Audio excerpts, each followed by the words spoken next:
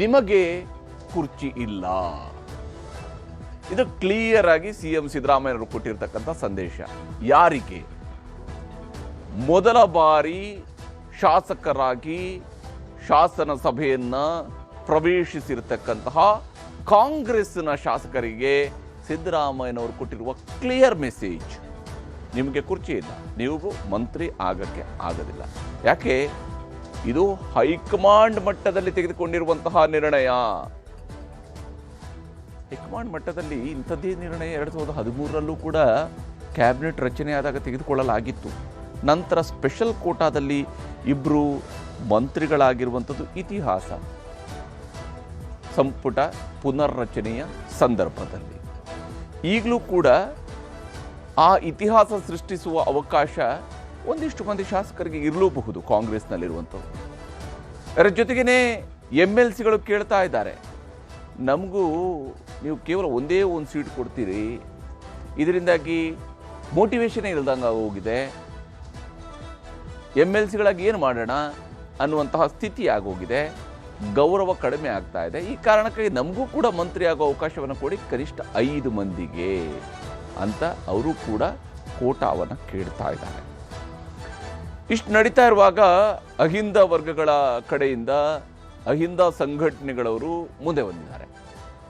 ನಮ್ಮವರಿಗೆ ಜಾಸ್ತಿ ಅವಕಾಶ ಸಿಗಬೇಕು ಅಂತ ಹೇಳಿ, ಹೆಸರಿಗೆ ಅಹಿಂದ ಅಂತ ಹೇಳಿದರೂ ಕೂಡ ವಾಸ್ತವವಾಗಿ ಅವರು ಕೇಳ್ತಾ ಇರುವಂಥದ್ದು ಹಿಂದುಳಿದ ವರ್ಗದವರಿಗೆ ಜಾಸ್ತಿ ಸೀಟುಗಳು ಸಿಗಬೇಕು ಕ್ಯಾಬಿನೆಟ್ನ ಒಳಗಡೆ ಅನ್ನುವಂತಹ ಆಗ್ರಹವನ್ನು ಶುರು ಮಾಡಿದ್ದಾರೆ. ಒಂದು ಯೂನಿಟ್ ಆಗಿ ಅವರು ಕೇಳೋದಕ್ಕೆ ಶುರು ಮಾಡಿದ್ರೆ, ಹಿಂದುಳಿದವರಿಗೆ ಜಾಸ್ತಿ ಅವಕಾಶ ಕೊಡಿ, ಇಂಥವರನ್ನೇ ಗೃಹ ಮಂತ್ರಿ ಮಾಡಿ ಅನ್ನುವಂತಹ ಸಲಹೆಗಳನ್ನು ಮುಂದಿಡ್ತಿದ್ದಾರೆ. ಎಲ್ಲ ಪ್ರಶ್ನೆಗಳಿಗೆ ಕಾಂಗ್ರೆಸ್ನ ಹಲವು ನಾಯಕರುಗಳು ಹಲವು ರೀತಿಯಲ್ಲಿ ಉತ್ತರವನ್ನು ಕೊಟ್ಟರೆ, ಮುಖ್ಯಮಂತ್ರಿ ಸಿದ್ದರಾಮಯ್ಯನವರು ಅತ್ಯಂತ ಕ್ಲಿಯರ್ ಮೆಸೇಜನ್ನು ಪಾಸ್ ಮಾಡಿದ್ದಾರೆ. ಇದರ ನಡುವೆ ದಲಿತ ಮುಖ್ಯಮಂತ್ರಿ ವಿಚಾರವೂ ಕೂಡ ಮತ್ತೆ ಮುನ್ನೆಲೆಗೆ ಬಂದಿದೆ. ಮುಖ್ಯಮಂತ್ರಿ ಬದಲಾವಣೆ ಅನ್ನುವಂಥದ್ದು ಚರ್ಚೆ ಬಂದ ತಕ್ಷಣ ಅಲ್ಲಿ ಒಂದು ದಲಿತ ಮುಖ್ಯಮಂತ್ರಿ ಅನ್ನುವಂಥದ್ದು ಬರುತ್ತೆ. ಈ ದಲಿತ ಮುಖ್ಯಮಂತ್ರಿ ಅನ್ನುವಂತಹ ಚರ್ಚೆ ಬರ್ತಾ ಇರುವಂಥದ್ದೇನೆ ಕೇವಲ ಈ ಮುಖ್ಯಮಂತ್ರಿ ಕುರ್ಚಿ ವಿಚಾರದಲ್ಲಿ ನಡೀತಾ ಇರುವಂತಹ ಜಗಳವನ್ನು, ಗೊಂದಲವನ್ನು ಬಗೆಹರಿಸೋದಕ್ಕೆ ಅಷ್ಟೇ ಇರುವಂತಹ ಚೆಕ್ಮೇಟ್ ರೀತಿಯಲ್ಲಿ ಮಾತ್ರ ಬಳಕೆ ಮಾಡ್ತಿರುವಂತಹ ಒಂದು ದಾಳವಾಗಿ ಪರಿವರ್ತನೆ ಆಗ್ತಾ ಇದೆಯಾ ಅನ್ನುವಂತಹ ಪ್ರಶ್ನೆ ಇದ್ದೇ ಇದೆ. ಅದರ ಬಗ್ಗಿನ ವಿವರವಾದಂತಹ ವರದಿಯನ್ನು ತೋರಿಸ್ತೀನಿ ಇವತ್ತಿನ ಪಂಚಾಯಿತಿಯ ಮೊದಲ ಸುದ್ದಿಯಲ್ಲಿ. ಇನ್ನು ಇವತ್ತಿನ ಪಂಚಾಯಿತಿಯ ಎರಡನೇ ಸುದ್ದಿ, ಉರ್ದು ಬೇಕಿತ್ತಾ? ಆರೋಗ್ಯ ಇಲಾಖೆಯ ಕಾರ್ಯಕ್ರಮಕ್ಕೆ 4 ಭಾಷೆಗಳಲ್ಲಿ ಆಹ್ವಾನ ಪತ್ರಿಕೆಯನ್ನು ಪ್ರಿಂಟ್ ಮಾಡಿಸಿದ್ದಾರೆ. ಮೇಲ್ನೋಟಕ್ಕೆ ಇದು ಮುಸಲ್ಮಾನರ ಓಲೈಕೆಗಾಗಿ ಉರ್ದುವಿನಲ್ಲೂ ಪ್ರಿಂಟ್ ಮಾಡಿದ್ದಾರೆ ಅಂತೇಳಿ ಹೇಳ್ಬೋದು. ಸಾಮಾನ್ಯವಾಗಿ ತ್ರಿಭಾಷಾ ಸೂತ್ರ ಅಂತ ಇದೆ. ತ್ರಿಭಾಷಾ ಸೂತ್ರದ ಕಾರಣಕ್ಕಾಗಿ 3 ಭಾಷೆಗಳು. ಕರ್ನಾಟಕ ಸರ್ಕಾರ, ಕರ್ನಾಟಕ ರಾಜ್ಯದ ಮಾನ್ಯ ಮುಖ್ಯಮಂತ್ರಿಯವರು ಹೇಳುವಂತಹ ಪ್ರಕಾರ ದ್ವಿಭಾಷಾ ಸೂತ್ರದ ಕಡೆಗೆ ನಾವು ಹೋಗೋದು ಸೂಕ್ತ ಅನ್ನೋದರ ಬಗ್ಗೆ ಚರ್ಚೆಗಳನ್ನು ಅವರು ಹುಟ್ಟು ಹಾಕ್ತಾರೆ. ಅದರ ಪ್ರಕಾರ ಸಾಮಾನ್ಯವಾಗಿ ಸರ್ಕಾರದ ಆಹ್ವಾನಗಳು, ಕರ್ನಾಟಕದಲ್ಲಿ ನಡೆಯುವಂತಹ ಕಾರ್ಯಕ್ರಮಗಳ ಆಹ್ವಾನಗಳು 3 ಭಾಷೆಯಲ್ಲಿ ಇರೋದಿಲ್ಲ, 2 ಭಾಷೆಯಲ್ಲಿ ಇರ್ತವೆ. ಕನ್ನಡದಲ್ಲಿರುತ್ತೆ, ಜೊತೆಗೆ ಇಂಗ್ಲಿಷ್ನಲ್ಲಿರುತ್ತೆ. ಮೇಲಾಗಿ ಆಡಳಿತ ಭಾಷೆ ಅಂತೇಳಿ ಕನ್ನಡ ಕಡ್ಡಾಯ, ಆಡಳಿತ ಭಾಷೆಯಲ್ಲಿ ಕನ್ನಡ ಇರಬೇಕು, ಆಹ್ವಾನಗಳಲ್ಲಿ ನಿಮ್ಮ ಕಡತಗಳಲ್ಲಿ ಕನ್ನಡ ಇರಬೇಕು ಅಂತ ಹೇಳುವಂತಹ ಸರ್ಕಾರ ಆಹ್ವಾನ ಪತ್ರಿಕೆಯನ್ನು ಕನ್ನಡದಲ್ಲಿ ಮಾತ್ರನೇ ಪ್ರಿಂಟ್ ಮಾಡಿಸಿದ್ರೆ ಬೆನಿಫಿಷಿಯರೀಸು ನಾವು ಬರಲ್ಲ ಅಂತ ಹೇಳ್ತಾರೆ. ಕರ್ನಾಟಕದಲ್ಲಿ ಬೇರೆ ಭಾಷೆಯಲ್ಲೇ ಬೇಕು ಅಂತೇಳಿ ಆದರೂ ಪ್ರತಿಭಟನೆ ಮಾಡಿದ್ದಾರೆ. ವಾಸ್ತವವಾಗಿ ಇಲ್ಲಿ ಇಲಾಖೆಯ ದುಡ್ಡನ್ನು ಹೇಗೆ ಪೋಲು ಮಾಡಬಹುದು, ಹೇಗೆ ಹೆಚ್ಚು ವೆಚ್ಚ ಮಾಡಿ ಇದನ್ನು ಅಂದರೆ ಖರ್ಚನ್ನು ಹೆಚ್ಚು ಮಾಡೋದಕ್ಕೆ ಬೇಕಾಗಿ 4 ಭಾಷೆಗಳಲ್ಲಿ ಪ್ರಿಂಟ್ ಮಾಡಿಸಿರೋದೇ ಹೊರತು ಇವರಿಗೆ ಉರ್ದು ಭಾಷೆ ಮೇಲಿನ ಪ್ರೀತಿಗೋ ಅಥವಾ ಹಿಂದಿ ಭಾಷೆ ಮೇಲಿನ ಪ್ರೀತಿಗೋ ಮಾಡಿರುವಂಥ ಸಾಧ್ಯತೆ ಕಡಿಮೆ ಇದೆ. ಆದರೂ ಈಗ ಉರ್ದು ಭಾಷೆ ವಿಚಾರ ಮುನ್ನೆಲೆಗೆ ಬರ್ತಾ ಇದ್ದಂಗೆ ಇದಕ್ಕೆ ವಿರೋಧವೂ ಕೂಡ ವ್ಯಕ್ತವಾಗೋದಕ್ಕೆ ಶುರುವಾಗುತ್ತೆ. ಅದರ ಬಗ್ಗೆ ಕೂಡ ವಿವರಿಸ್ತೀವಿ ಇವತ್ತು ಪಂಚಾಯಿತಿ ಎರಡನೇ ಸುದ್ದಿಯಲ್ಲಿ. ಈಗ ಮೊದಲ ಸುದ್ದಿ ಕಡೆಗೆ ಹೋಗೋಣ. ಬಹಳ ಮುಖ್ಯವಾಗಿ ನಿಮಗೆ ಕುರ್ಚಿ ಇಲ್ಲ ಅನ್ನುವಂಥದ್ದನ್ನು ಸ್ಪಷ್ಟವಾಗಿ ಮುಖ್ಯಮಂತ್ರಿಗಳು ಹೇಳಿದ್ದಾರೆ. ಪಾಪ ನಮ್ಮ ಮೊದಲ ಬಾರಿ ಗೆದ್ದಂತಹ ಶಾಸಕರು ಮೊನ್ನೆಲ್ಲ ಹೇಳ್ತಾ ಇದ್ರು, ನಾವು ಏನೋ ಸರ್ಕಾರಕ್ಕೆ ಒಂದು ಹೊಸ ಶಕ್ತಿ ತುಂಬಿಸೋದಕ್ಕೆ 2028ರಲ್ಲಿ ಮತ್ತೆ ಸರ್ಕಾರವನ್ನು ಅಧಿಕಾರಕ್ಕೆ ತರೋದಕ್ಕೆ ಯಾರು ಸರಿಯಾಗಿ ನಮಗೆ ಸ್ಪಂದಿಸ್ತಾ ಇಲ್ವೋ ಅಂಥವರ ಬದಲಿಗೆ ನಮ್ಮಂಥವರಿಗೆ ಉತ್ಸಾಹಿಗಳಿಗೆ ಅವಕಾಶ ಮಾಡಿಕೊಡಬೇಕು ಅನ್ನುವಂಥದ್ದನ್ನೆಲ್ಲ ಕೇಳ್ತಾ ಇದ್ರು. ಆದರೆ ಮುಖ್ಯಮಂತ್ರಿ ಒಂದೇ ಮಾತಿನಲ್ಲಿ ಅವರ ಆಸೆಗೆ, ಅವರ ಕನಸಿಗೆ, ಅವರ ನಿರೀಕ್ಷೆಗೆ ಎಲ್ಲದಕ್ಕೂ ಕೂಡ ಒಂದೇ ಒಂದು ಸಾರಿ ತಣ್ಣೀರೆರಚಿ ಬಿಟ್ಟಿದ್ದಾರೆ. ವರದಿಯನ್ನು ತೋರಿಸ್ತಾರೆ. ಹೊಸದಾಗಿ ಗೆದ್ದಿದ್ದಾರೆ ಅನ್ನೋದನ್ನ ನೆಗ್ಲೆಕ್ಟ್ ಮಾಡ್ದೇನೆ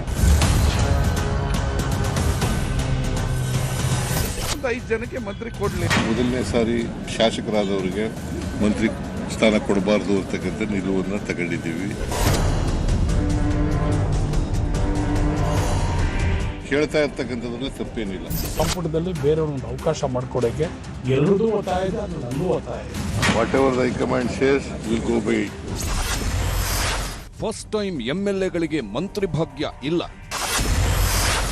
ನಿರ್ಣಯ ಆಗಿದೆ, ಕೇಳೋದ್ರಲ್ಲಿ ತಪ್ಪೇನೂ ಇಲ್ಲ. ಹೈಕಮಾಂಡ್ಗೆ ಪತ್ರ ಬರೆದು ಹಿರಿಯ ನಾಯಕರೆಲ್ಲ ಹಾಗೇ ಪತ್ರ ಬರೆದಿದ್ರಲ್ಲಿ ತಪ್ಪೇನೂ ಇಲ್ಲ ಅಂದಮೇಲೆ ಕಾಂಗ್ರೆಸ್ನ ಕಿರಿಯ ಶಾಸಕರು ನಾವು ಗೂಟದ ಕಾರಲ್ಲಿ ಓಡಾಡೋ ದಿನ ಹತ್ತಿರವಾಗ್ತಿದೆ ಎಂಬ ಕನಸು ಕಾಣುವುದಕ್ಕೆ ಶುರು ಮಾಡಿದ್ದಾರೆ. ಆದ್ರೆ ಅವರ ಕನಸಿನ ಲೋಕಕ್ಕೆ ತಣ್ಣೀರು ಎರಚಿದ್ದಾರೆ ಸಿಎಂ ಸಿದ್ದರಾಮಯ್ಯ. ಮಂತ್ರಿ ಸ್ಥಾನದ ಕನಸು ಕಂಡು ಹೈಕಮಾಂಡ್ಗೆ ಪತ್ರ ಬರೆದಿರುವ ಶಾಸಕರಿಗೆ ಸಿಎಂ ಸಿದ್ದರಾಮಯ್ಯ ದೊಡ್ಡ ಶಾಕ್ ಕೊಟ್ಟಿದ್ದಾರೆ. ಮೊದಲ ಬಾರಿ ಗೆದ್ದವರಿಗೆ ಸಚಿವ ಸ್ಥಾನ ಇಲ್ಲ ಅನ್ನೋದು ಹೈಕಮಾಂಡ್ ನಿರ್ಣಯ. ಹೀಗಿದ್ದರೂ ಕೇಳುತ್ತಿರುವುದರಲ್ಲಿ ಏನೂ ತಪ್ಪಿಲ್ಲ ಎಂದಿದ್ದಾರೆ ಸಿಎಂ ಸಿದ್ದರಾಮಯ್ಯ. ಉಡುಪಿಯಲ್ಲಿ ಶಾಸಕರು ಎಂಎಲ್ಸಿಗಳು ಪತ್ರ ಬರೆದಿರುವ ಬಗ್ಗೆ ಸ್ಪಷ್ಟತೆ ಕೊಟ್ಟಿರುವ ಸಿಎಂ, ದೆಹಲಿಗೆ ಹೋಗಬೇಕಾದರೂ ಕೇಳಿಕೊಳ್ಳಲಿ, ಹೈಕಮಾಂಡ್ ನಿರ್ಣಯಕ್ಕೆ ನಾನು ಬದ್ಧವಾಗಿರುತ್ತೇನೆ ಎಂದರು.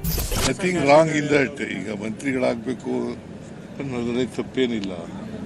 ಬಟ್ ನಾವು ಒಂದು ನಿರ್ಣಯ ತಗೊಂಡಿದ್ವಿ. ಮೊದಲನೇ ಸಾರಿ ಶಾಸಕರಾದವರಿಗೆ ಮಂತ್ರಿ ಸ್ಥಾನ ಕೊಡಬಾರ್ದು ಅಂತಕ್ಕಂಥ ನಿಲುವನ್ನು ತಗೊಂಡಿದ್ದೀವಿ. ಬಟ್ ಅವರು ಕೇಳ್ತಾ ಇರ್ತಕ್ಕಂಥದ್ರಲ್ಲಿ ತಪ್ಪೇನಿಲ್ಲ.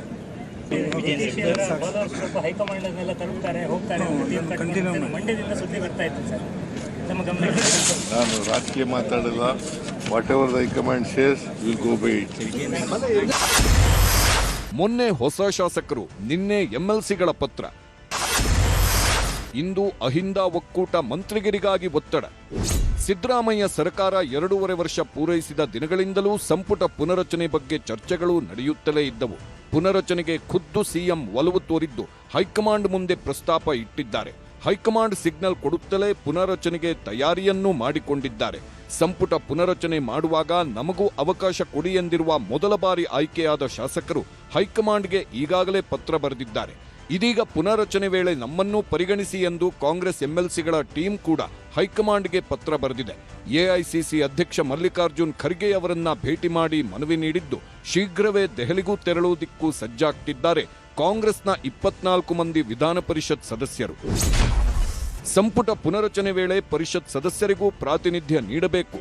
ಪರಿಷತ್ನಲ್ಲಿರುವ 75 ಸದಸ್ಯರ ಪೈಕಿ 5 ಸದಸ್ಯರನ್ನ ಸಂಪುಟಕ್ಕೆ ಸೇರಿಸಿಕೊಳ್ಳಬೇಕು.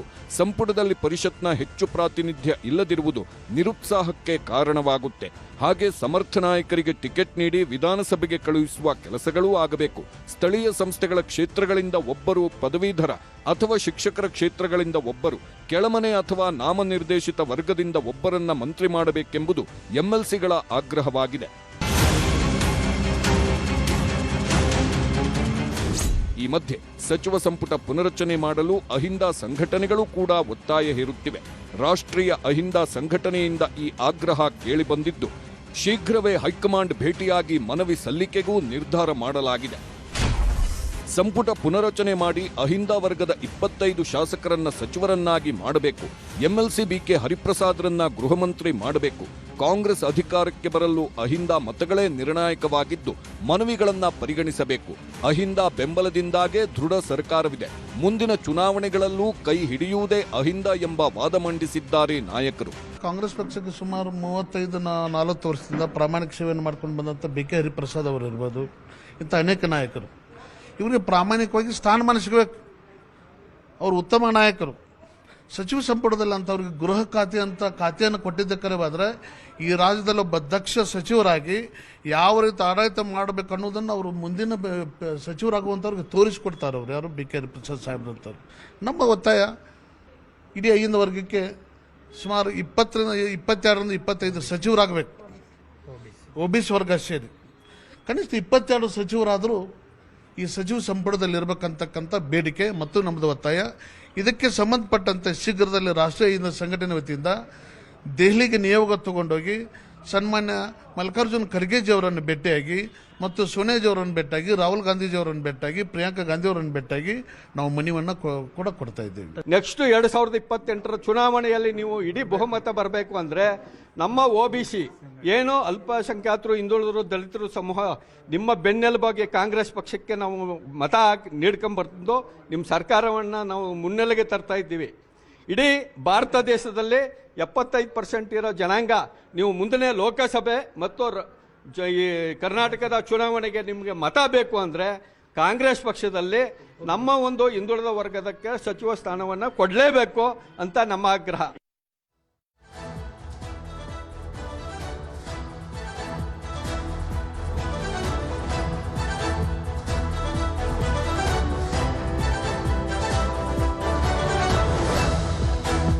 ಶಾಸಕರು, MLCಗಳು ಮಂತ್ರಿ ಪದವಿ ಕೇಳುತ್ತಿರೋದು ಕಾಂಗ್ರೆಸ್ ಪಕ್ಷದೊಳಗಿನ ಆಂತರಿಕ ಪ್ರಜಾಪ್ರಭುತ್ವ ವ್ಯವಸ್ಥೆಯನ್ನ ತೋರಿಸುತ್ತದೆ ಅನ್ನೋದು ಹಿರಿಯ ಸಚಿವರ ವಾದ. ಆದರೆ ಅದನ್ನ ಎಲ್ಲಿ ಹೇಳಬೇಕೋ ಅಲ್ಲೇ ಹೇಳಬೇಕು ಅಂತಾರೆ ಪ್ರಿಯಾಂಕ್ ಖರ್ಗೆ. ಇಲ್ಲ ನೋಡಿ, ರೀಶಫಲ್ ಆಗ್ಬೋದು, ಆದರೆ ನಮಗೆ ಅವಕಾಶ ಕೊಡಿ ಅಂತ ಹೇಳಿದ್ದಾರೆ. ಅದ್ರಲ್ಲಿ ತಪ್ಪೇನಿದೆ? ಎಲ್ಲರದ್ದು ಆಕಾಂಕ್ಷೆಗಳು ಇರ್ತದೆ, ಆಸೆಗಳಿರ್ತದೆ. ಆದರೆ ಎಲ್ಲಿ ಹೇಳಬೇಕು ಅದು ಹೇಳಿದ್ರೆ ಅದಕ್ಕೆ ಬೆಲೆ ಇರುತ್ತೆ. ನೋಡಿ, ಭಾಳ ಬಹಿರಂಗವಾಗಿ ಮಾನ್ಯ ಮುಖ್ಯಮಂತ್ರಿಗಳು, ಉಪಮುಖ್ಯಮಂತ್ರಿಗಳು ಹೇಳಿದ್ದಾರೆ, ಸಂದರ್ಭ ಬಂದಾಗ ನಾವು ಮಾಡ್ತೀವಿ ಅಂತ. ಆಮೇಲೆ ಯಾವುದೇ ಸರ್ಕಾರ ಇರ್ಬೋದು, ಇದು ಸಾಮಾನ್ಯ ಪ್ರಕ್ರಿಯೆ ಅಲ್ವಾ? 2.5 ವರ್ಷ 3 ವರ್ಷ ಆದಮೇಲೆ ಹಿಂದೆ ಕೂಡ ಆಗಿದೆ, ಮುಂದೆ ಕೂಡ ಆಗ್ತವೆ, ಯಾವುದೇ ಸರ್ಕಾರ ಇರ್ಬೋದು. ನೋಡಿ, ಅವರಿಂದ ನಾವು ಏನು ಪಾಠ ಕಲಿಬೇಕಾಗಿಲ್ಲ ಈ ವಿಷಯದ ಬಗ್ಗೆ, ಆಯಿತಾ? ಅವರಿಂದ ಅವ್ರಿಗೆ ಯಾವ ನೈತಿಕತೆಯೂ ಇಲ್ಲ. ನಮಗೆ ವಿಷಯಗಳ ಬಗ್ಗೆ ಹೇಳುವಂಥದ್ದಕ್ಕೆ ಯಾವ ನೈತಿಕತೆ ಇಲ್ಲ. BJPಯಿಂದ ನಾವೇನು ನೀತಿ ವಿಚಾರಗಳ ಬಗ್ಗೆ ಅಥವಾ JDS ಇಂದ ನಾವೇನು ಕಲಿಬೇಕಾಗಿಲ್ಲ. ಇದರ ನಡುವೆ ಕಾಂಗ್ರೆಸ್ ನಾಯಕರ ನಡುವೆ ದಲಿತ CM ಕೂಗು ಮುಂದುವರೆದಿದೆ. ಈ ವಿಚಾರದಲ್ಲಿ ಹೈಕಮಾಂಡ್ ಕಡೆಗೆ ಬೊಟ್ಟು ಮಾಡುತ್ತಲೇ ತಮ್ಮ ಆಸೆಯನ್ನ ಹೊರಹಾಕುತ್ತಿದ್ದಾರೆ. ತಮ್ಮ ಅನುಭವದ ಪಟ್ಟಿಯನ್ನ ಮುಂದಿಟ್ಟು ದಲಿತ ವರ್ಗದಿಂದ CM ಆಗೋದಿದ್ರೆ ನಮಗೇ ಚಾನ್ಸ್ ಸಿಗಬೇಕು ಎನ್ನುವ ವಾದವನ್ನೂ ಮುಂದಿಡುವವರಿದ್ದಾರೆ. ಉಳಿದವರದ್ದು ಹೈಕಮಾಂಡ್ ಮೇಲೆಯೇ ಅವಲಂಬನೆ ಮುಂದುವರೆದಿದೆ. ಸಾಮರ್ಥ್ಯ ಎಷ್ಟು ಸರಿ ಪ್ರೂವ್ ಮಾಡ್ಬೇಕ್ರಿ? ನಾನು ಪ್ರದೇಶ್ ಕಾಂಗ್ರೆಸ್ ಸಮಿತಿ 8 ವರ್ಷ ಕೆಲಸ ಮಾಡಿದ್ದೀನಪ್ಪ. ಸಾಮರ್ಥ್ಯ ಇಲ್ಲದೆ ಕೆಲಸ ಮಾಡಿದ್ನಾ? 2 ಸಾರಿ ಪಕ್ಷಕ್ಕೆ ಅಧಿಕಾರಕ್ಕೆ ತಂದಿದ್ದೀನಿ. ಸಾಮರ್ಥ್ಯ ಇಲ್ಲದೆ ಅದು ಕೆಲಸ ಆಗುತ್ತಾ? ಮತ್ತು ರಾಜ್ಯದ ಉಪಮುಖ್ಯಮಂತ್ರಿಯಾಗಿ ಕೆಲಸ ಮಾಡಿದ್ದೀನಿ. ಸಾಮರ್ಥ್ಯ ಇಲ್ಲದೆ ಉಪಮುಖ್ಯಮಂತ್ರಿ ಮಾಡೋಕ್ಕಾಗುತ್ತಾ? ಸೊ ಸಾಮರ್ಥ್ಯ ಬಗ್ಗೆ ನನ್ನ ವಿಷಯದಲ್ಲಿ ಯಾರು ಕೂಡ ಪ್ರಶ್ನೆ ಮಾಡುವಂಥದ್ದಿಲ್ಲ. I have proved beyond doubt that I am capable. ಆದರೆ ಸನ್ನಿವೇಶಗಳು, ಪಕ್ಷದ ತೀರ್ಮಾನಗಳು ಆಗಬೇಕಷ್ಟೇ. CM ಆಗೋನು CLPಯಲ್ಲಿ ಲೀಡರಾಗಿ ಹೊರಹೊಮ್ಮಬೇಕು, ಹೈಕಮಾಂಡ್ ಅವ್ರ ಹೆಸರು ಹೇಳಬೇಕು. ಇವೆಲ್ಲವೂ ಪ್ರಕ್ರಿಯೆ ಇರೋದ್ರಿಂದ ನೀ CM ಅಂತ ಕೇಳ್ಕೊತ ಅಡ್ಡಾಡೋಕ್ಕಾಗೋದಿಲ್ಲ. That's not correct. ಆ ಪ್ರಕ್ರಿಯೆ ಸಂವಿಧಾನದಡಿ ಏನಿದೆ ಆ ಪ್ರಕಾರ ಆಗಬೇಕಾಗತ್ತೆ ವಿನಃ ನಾನು ಮಾಡ್ತೀನಿ, ನೀ ಆಗ್ತೀನಿ, ಇನ್ನೊಂದು ಜಾತಿ ಆಗಬೇಕು, ಆ ಜಾತಿ ಆಗಬೇಕು ಅನ್ನೋದು ಆಗೋದಿಲ್ಲ. ಅದಕ್ಕೆ ಅದು ಪ್ರಕ್ರಿಯೆ ಇದೆ. ಆ ಪ್ರಕ್ರಿಯೆ ಗೆದ್ದು ಆಗ್ಬೋದಲ್ಲ. ಯಾಕೆ ಮಾಯಾವತಿ ಆಗಿಲ್ಲ, ಸುಶೀಲ್ ಕುಮಾರ್ ಶಿಂದೆ ಅವರಾಗಿಲ್ಲ? ನಮ್ಮ ಕಾಂಗ್ರೆಸ್ಸಲ್ಲಿ ಸುಶೀಲ್ ಕುಮಾರ್ ಶಿಂದೆ ಅವರು ಆಗಿದ್ದಾರಲ್ಲ. ಹಾಗೆ CLPಯಲ್ಲಿ ಆಯ್ಕೆ ಆದ್ರೆ ಅವರು ಮುಖ್ಯಮಂತ್ರಿ ಆಗ್ಬೋದು. ದಲಿತ CM ಬೇಡಿಕೆ ಹೈಕಮಾಂಡ್ ವಿಲ್ ಡಿಸೈಡ್. ಈಗ ವಾಟ್ ಎವರ್ ಇಟ್ ಈಸ್, ನೋಡಿ, ಕಾಂಗ್ರೆಸ್ ಪಕ್ಷದಲ್ಲಿ ಯಾರೇ CM ಆದ್ರೂ ಡಾಕ್ಟರ್ ಬಾಬಾ ಸಾಹೇಬ್ ಅಂಬೇಡ್ಕರ್ ಅವರ ಸಂವಿಧಾನ ಅನುಷ್ಠಾನಕ್ಕೆ ತರೋದು ನಮ್ದೆಲ್ಲರ ಜವಾಬ್ದಾರಿ. ಬುದ್ಧ ಬಸವ ತತ್ವವನ್ನು ನಾವು ಪಾಲಿಸ್ಕೊಂಡು ಸಾಮಾಜಿಕ ನ್ಯಾಯವನ್ನು ಕೊಟ್ಟು ಸಮಬಾಳು ಸಮಪಾಲು ಅನ್ನೋ ತರೋದು ನಮ್ದೆಲ್ಲರದು ಜವಾಬ್ದಾರಿ ಆಗ್ತದೆ. So what ever it is, high command will take a decision at the right time. Sir, Dalit CM ಕೂಗು ಮತ್ತೆ ಬಂದಿರುವಂತದ್ದು ಸರ್, ಮಾದೇವಪುರ ಹೇಳಿರುವಂತದ್ದು ಸರ್.